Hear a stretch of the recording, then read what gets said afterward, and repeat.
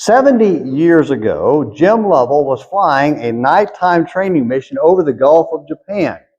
When a storm blew in, he was ordered back to his ship, but on the way, his radio and his instrument panel malfunctioned and went out. He was traveling without any light or any means of direct communication with the ship. Unable to see the horizon because of the storm clouds, and too embarrassed to send a rescue signal to his ship, which would require them to turn on their lights, which had been shut off because of their operating rules that they were going under at the time. He was lost and alone out there in the dark and didn't know what was going to happen. And just about the time he was about to lose all hope and maybe have to get over his embarrassment and actually send a signal saying that he was lost, he spotted something in the water. A trail of bioluminescent plankton showing on the ocean because his plane was so dark and his eyes had adjusted to the dark. He noticed a trail of plankton lighting up the sea, and knowing that the only thing big enough to cause a trail of plankton like that to light up was his ship, he was able to change his course, follow that trail all the way back to his ship, and land safely on his aircraft carrier. We know Jim Lovell, Lieutenant Jim Lovell, as the pilot of the Apollo 13. He is the one that Tom Hanks played in the movie who brought that space capsule back safely to Earth, having learned in the past about not giving up hope and looking for answers and solutions wherever he could find them. Again, the only reason he could see that trail was because of his lights being out and it being so dark. It stood out and it showed itself to him on the ocean surface below him. Now, the way the plankton brought Lieutenant Lovell to safety explains why the church is a beacon. The church's reflective glow caused by its connection to Christ leads the lost to safety in Jesus Christ. Like that plankton, we are to be so stirred up by the movement of Christ in our lives that we become lights in the dark, leading people to safety in Him. And so tonight we're going to look again at our subject series, the Why the Church Is, and there's a reason for that. I'm preaching a gospel meeting at the Raised Branch Church in Bowling Green in a couple of weeks from today, and it's a series on why the church is, and they asked for a lesson on current culture and how the church is to deal with current culture. And the only way I can see the church being able to deal with current culture effectively is by being a beacon. And so that's the title of the lesson, Why the Church is a Beacon. And I can tell you already, this is going to be a two-parter. We're only going to get to about half of it tonight, and we'll do the other half next week, and then a week later, I'll have to figure out a way to condense that down to a sermon that won't make everybody die for being too long. But it shouldn't surprise us to learn that one of the points, or of perhaps the Lord's most famous lines in His most famous sermon, the Sermon on the Mount, is from Matthew chapter 5, verses 14 through 16, where it talks about being lights in the world. In Matthew chapter 5, verses 14 through 16, I asked you to open that a moment ago. Let's read there. Verse 14 says, "You are the light of the world. A city set on a hill cannot be hidden. Nor does anyone light a lamp and put it under a basket, but on the lampstand, and it gives light to all who are in the house. Let your light shine before men in such a way that they may see your good works and glorify your Father who is in heaven." But in order to understand that passage and the value of the church as lights in the world, we have to talk a little bit about darkness, and that's unfortunately going to take up most of our time tonight. We'll have a few things that we'll look at the end of class, or at the end of our study, to show how important it is that we become lights in the dark world. But let's talk a little bit about the darkness that is the world. The world is, like that dark night for Jim Lovell, filled with storm clouds of ungodliness. All around us there is chaos, confusion, and hopelessness as the forces of darkness are doing everything they can to deceive and destroy people's lives.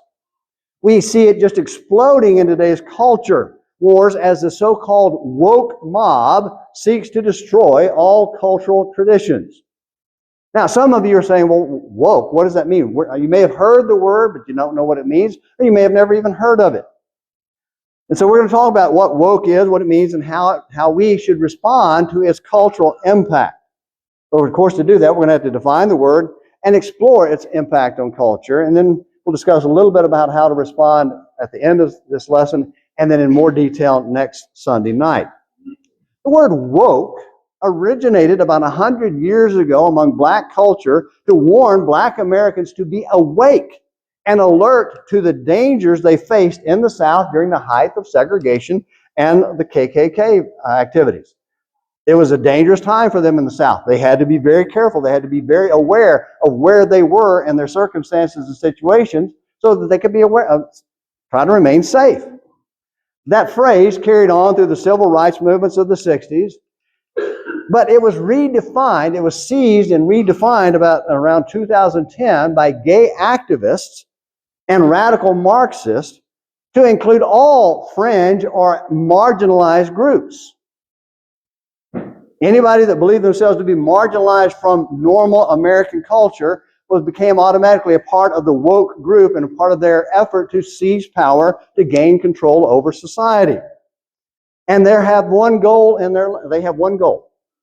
You need to understand what their one goal is. It is to destroy current cultural arrangements. Not a matter of trying to fit in, it's a matter of wiping out what they don't like to replace it with themselves and what they consider or want to become normalized. Do not for 1 minute, please understand this, do not for 1 minute think that the woke groups, whatever title or name they call themselves by the way, don't worry about using the word woke, it's kind of become a pejorative anyway. So when you talk about just current culture, think about people who are trying to overturn it and how to deal with them. And as you think about how to deal with them, understand when they say they want equality, they don't mean that. In fact, they've actually become very bold and said that they're for diversity, equity, and inclusion. It used to be diversity and inclusion. When I worked in the corporate world 15 years ago, I was on a diversity and inclusion committee. And I was one of the ones who was engaged in trying to make sure everybody was welcoming of people of different backgrounds into the company. I saw it and I dropped out of it because I saw that it was going toward becoming something more radical than that, and I didn't want to have anything to do with that. And so they have changed over time. Now it's diversity, equity, and inclusion. Well, what is equity? Equity is the idea of equal distribution. It's not equal opportunity. Equality is you and I stand before the law the same, and we stand before society as the same, and we rise or fall on our own talents. For them, it's the idea of, I don't care what your talents are, I want to receive the same prize that you receive. That's equity. That's where they're going with it. They will take what they want from whomever they want, however they can. That's why you saw all the mobs marching and going crazy for the last few years and just going through towns and tearing things up and destroying things and going through cities and just cleaning out like locusts all the stores on the major streets where there were the retail stores. They were just taking whatever they wanted. They were demonstrating that they had the power to take what they wanted. And so what they think of themselves is that they think of themselves, and they want to be thought of, though, as the modern version of Robin Hood. You know who Robin Hood is? The old English fable about the guy who would steal from the rich and give to the poor because the rich were evil and cruel and all those kind of things. That's how they want to be seen. But what they are is they are the modern version of the communist dictators of the 20th century who killed hundreds of millions of people. That's what we're dealing with. And we have to understand that's who we're dealing with and recognize that behind all the rhetoric, behind all the talk, they want to take what they can and they do not care who gets hurt in the process.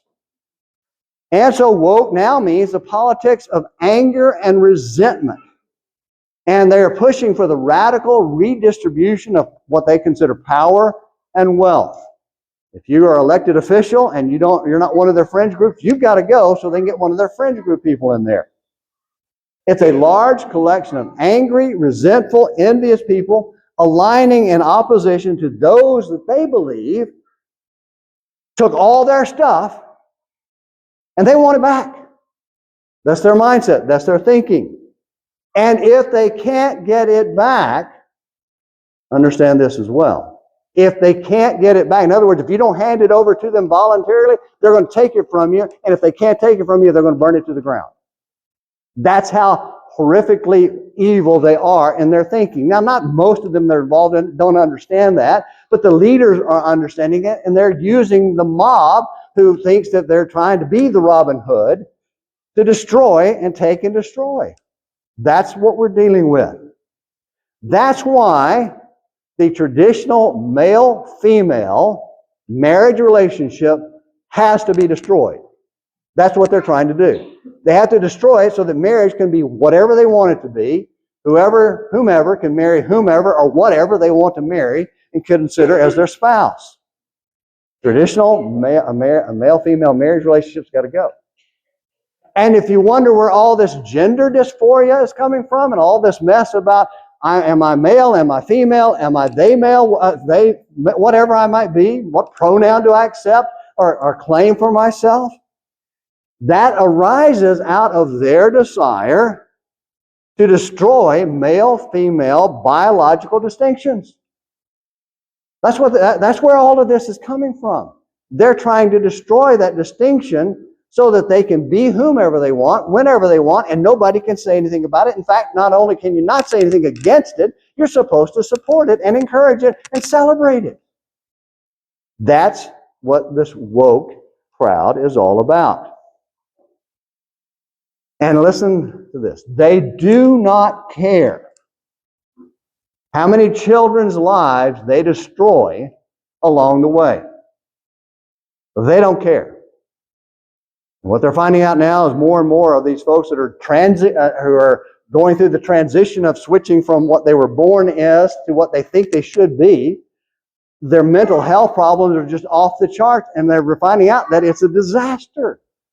Psychologically, not just morally, but psychologically. And the society is becoming more and more entrenched in supporting and encouraging that. I retired from my previous job in 2015, or corporate job in 2015. About 6 to 8 months before I retired, I was pleased the fact that I was retiring. Because the manager, the general manager of the entire corporation, or that version of that division of the corporation, $1 billion division, was furious and hammered the entire corporation because of an event that happened in California. There was a manager of a California office who had a 9-year-old son. This 9-year-old son decided that he was a she. And this manager was accepting and endorsing and approving of that, so much so that they were having him take the drugs to alter his chemical balance, and were considering and working toward a surgical transition from male to female. It's child abuse. That is child abuse by definition. But our culture is glorifying that. This woke culture is saying, you have to accept that, honor it, respect it, glorify it. And so this guy was doing this, and he had put up some posters celebrating his son's transition from a boy to a girl in their office, and somebody got upset about it because one of the posters was across from his or her desk. I never got all the details, but moved the poster. And you would have thought they had gone out and kicked somebody's puppy or beat somebody's kid. Nowadays, people would get more upset about kicking a puppy. That's how off balance our culture has gotten. And this director of the entire corporation, or this division of the corporation, came out on the side of the manager, condemned anybody who was opposed to it, and had the audacity to either say anything or even do anything about it. That was 10 years ago. It's only gotten worse. And it's only going to get worse. They are the ultimate hedonists. Hedonist is somebody who just wants what they want, when they want it. They don't care who gets hurt in the process. They want immediate gratification, and they want everyone else's toy now. If you have a toy, they want it, and they want it now. And like that selfish child who was playing with that toy, they will destroy the toy before letting somebody else play with it. That's what we're dealing with. People who just want to watch the forest burn because they don't like what's in it. Now, one of the mistakes we can make, well, there are two big mistakes we can make. One is to attack it viciously with anger and hatred and resentment. That's just becoming like them. But the other one is to think that this is new, that this is something that's never happened before in the history of the world. Can I take you to a passage in the Bible that demonstrates this spirit and this attitude all the way back in Genesis chapter 4? Turn, if you will, to Genesis chapter 4 and the story of Cain and Abel. Now, we had a sermon about this a while back, but I just want us to look at this point here of Cain and Abel. What Cain was the ultimate or the earliest recorded hedonist. He was the earliest person recorded who was determined to have what he wanted, when he wanted, his way, and if he didn't get it, he would destroy whatever he felt he could that was interfering with his right to have what he wanted. In verse 2, it says, this is Genesis chapter 4, verse 2. They'd given birth to Cain and Abel. And it says in verse 2, and Abel was a keeper of flocks, but Cain was a tiller of the ground. So it came about in the course of time that Cain brought an offering to the Lord of the fruit of the ground. Abel, on his part, also brought of the firstlings of his flock and of their fat portions. And the Lord had regard for Abel and for his offering, but for Cain and for his offering he had no regard. So Cain was the one who would be considered an outsider. He was the one on the fringe. He was the one that was excluded because he didn't do it the way God required him. He didn't do what God wanted. His attitude was bad and he brought the wrong stuff. He didn't care about what God wanted. He was bringing what he wanted and the way he wanted to do it. And so when God says, no, that's not accepted, I will not accept what you've brought. I'll accept what Abel brought because Abel brought it by faith, as we saw in Hebrews chapter 11. But what you brought, I will not accept.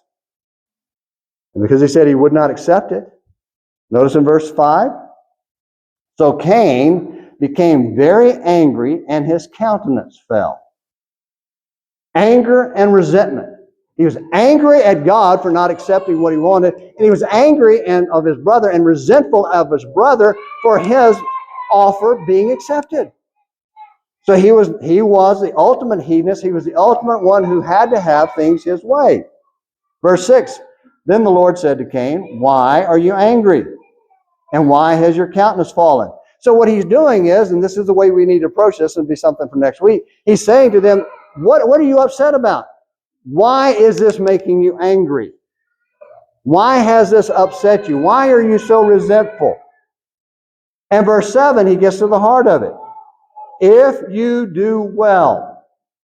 In other words, if you do what is right, if you do what I called for, will not your countenance be lifted up? In other words, won't you be accepted? You won't be now marginalized, you will now be accepted. And that's all that he was wanting, was to be accepted, but he didn't want to be accepted on God's terms. And if you do not do well, sin is crouching at the door and its desire is for you, but you must master it. The spirit of anger and resentment will master you. It will take you over. It will control you. If you give in to it, it will consume you.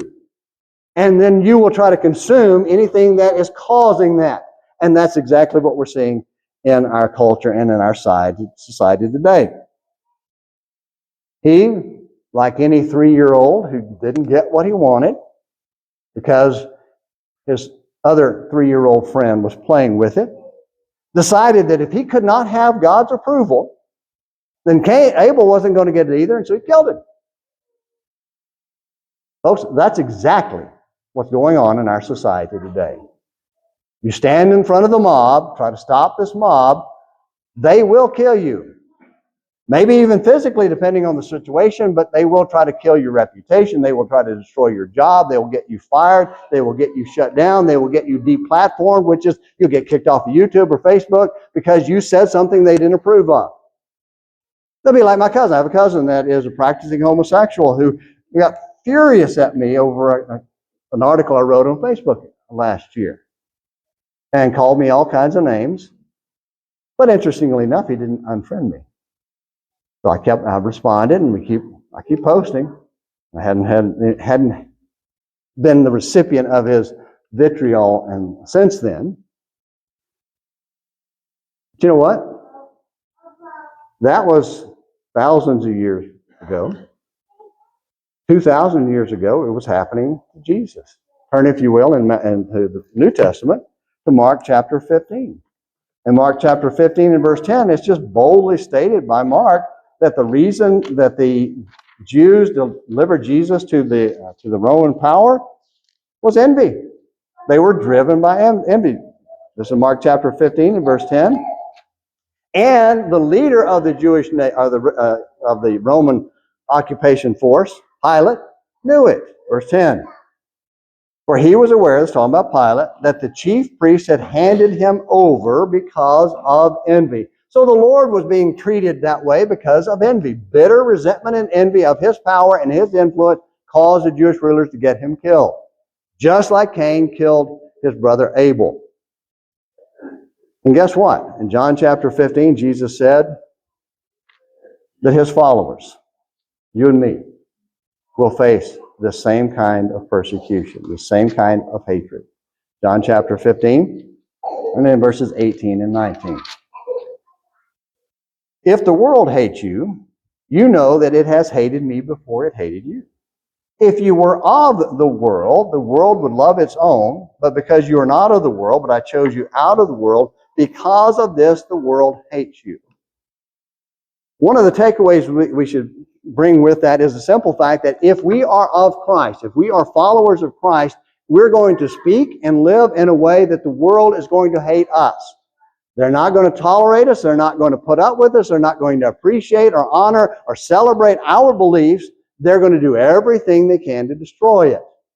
It's been that way since Christ came. It's been that way since before Christ, going all the way back to Cain.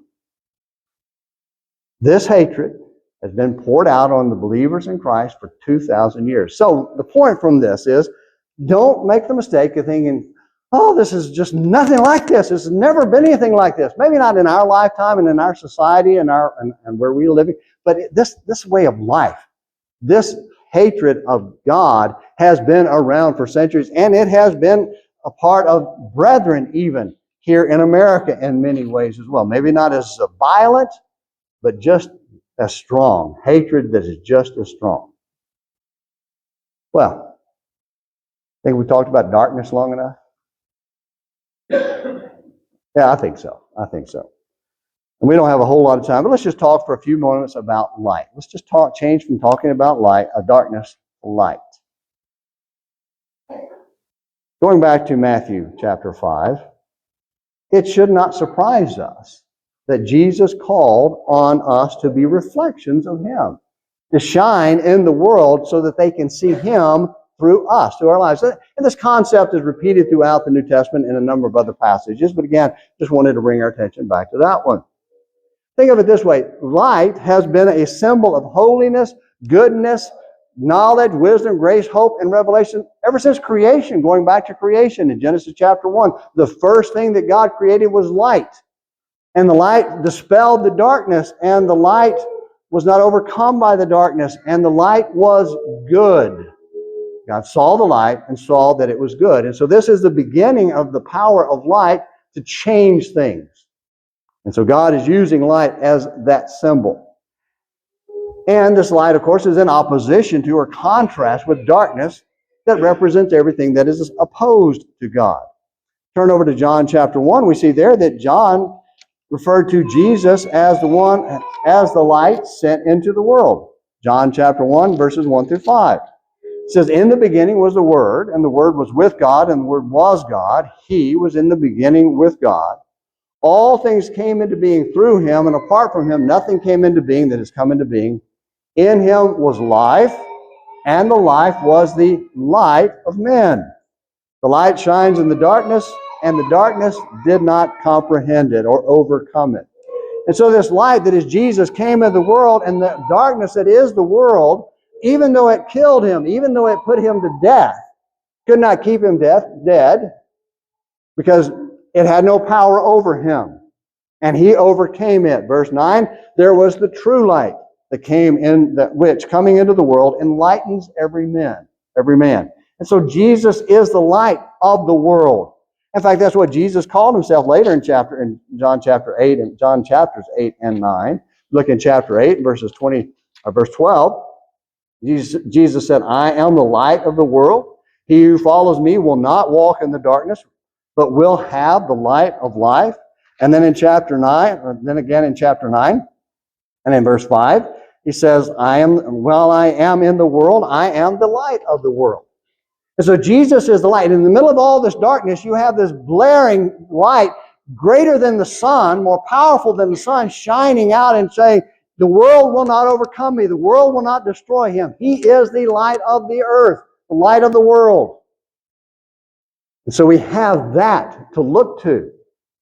So whenever it looks dark and it looks bleak and it looks like there's no hope, look for the light. Look for his people that will show you the light, will show you the power of God to win over these things, to defeat sin and defeat the culture of the world. And then also in John 8, Jesus makes it clear that his light is moral light.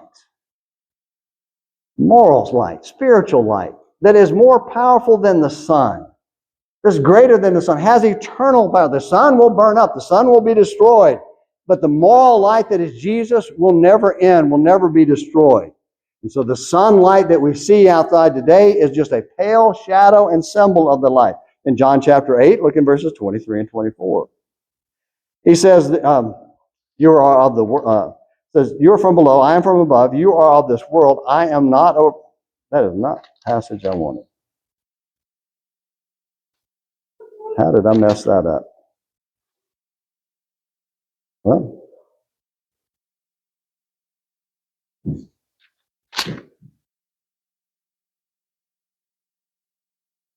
without reading the entire chapter, I don't remember which one I was looking at.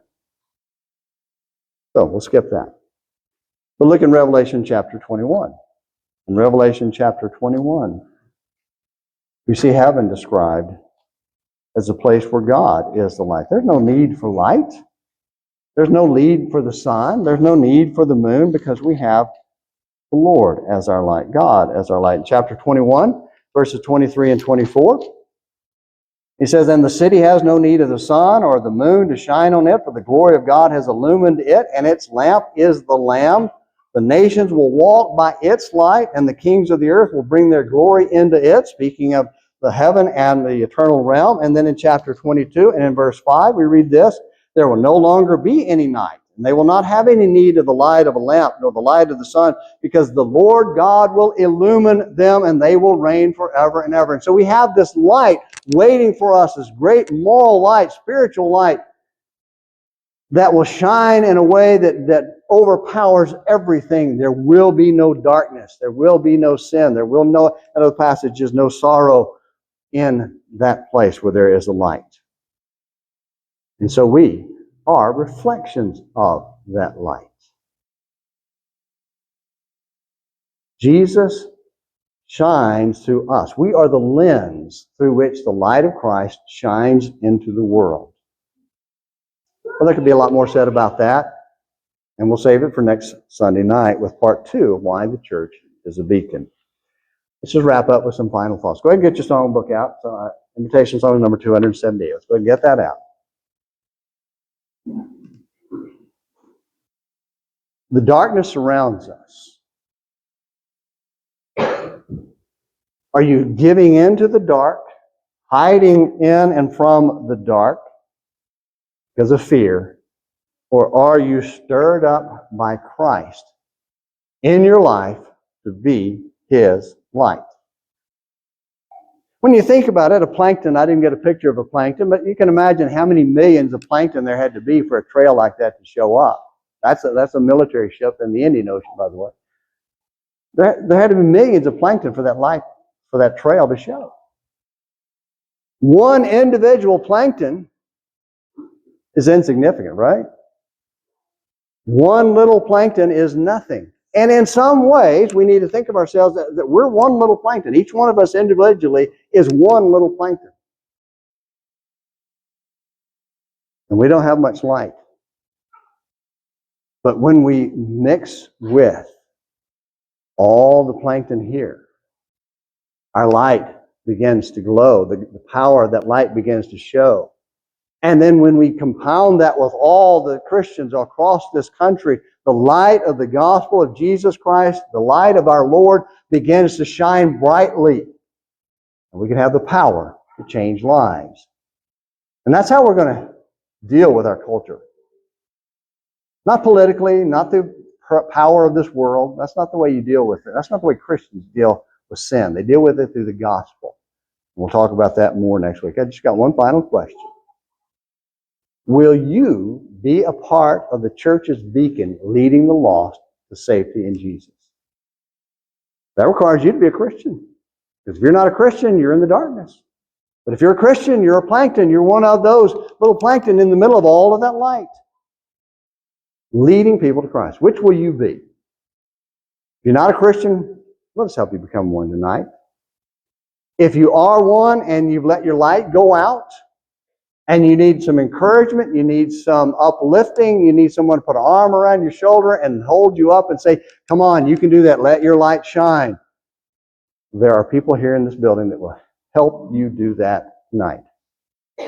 We can help you be right with God in any way, whatever it may be. Please come while we stand and while we sing.